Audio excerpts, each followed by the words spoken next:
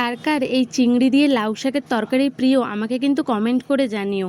আমার তো বড্ড ভালো লাগে। তো হ্যালো এভরিওয়ান, আমার একটি নতুন রান্নার ভিডিওতে সবাইকে স্বাগত। তো দেখো, ফার্স্টে সবজিগুলো কেটে নিলাম। তার মধ্যে ছিল লাউ ডাঁটা, পাতা, আলু, বেগুন আর অল্প করে পাতাও কিন্তু কুচিয়ে দিয়েছি। তারপর কড়াই বসিয়ে দিলাম, দিয়ে দিলাম তেল। তারপরে তেলটা গরম হয়ে গেলে একে একে চিংড়িগুলো দিয়ে ভালো করে লাল করে ভেজে নেব। এরপর চিংড়িগুলো ভাজা হয়ে গেলে তার মধ্যে দিয়ে দেবো পাঁচফোড়ন আর পেঁয়াজ। তো পেঁয়াজটাকে ভালোভাবে ভাজা হয়ে গেলে আদা আর লঙ্কা বাটাটা দিয়ে দিলাম, দিয়ে ভালোভাবে কষাবো। কষানো হয়ে গেলে সবজিগুলো দিয়ে দেবো। সবজিগুলো দিয়ে ভালোভাবে নাড়ি চাড়ে খানিকক্ষণের জন্য ঢাকা দিয়ে দেবো।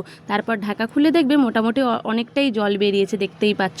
তারপর বিভিন্ন রকমের মশলাগুলো দিয়ে দেবো। মশলার মধ্যে ছিল নুন, হলুদ গুঁড়ো, লঙ্কা গুঁড়ো আর একটু জিরে গুঁড়ো দিয়ে এরপর ভালোভাবে মশলার সাথে সবজিগুলোকে ভালোভাবে কষাবো।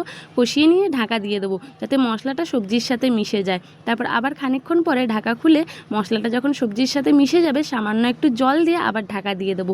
তারপর যখন ফুটে উঠবে তখন ঢাকা খুলে দেখে নেবো সবজিগুলো সেদ্ধ হয়েছে নাকি।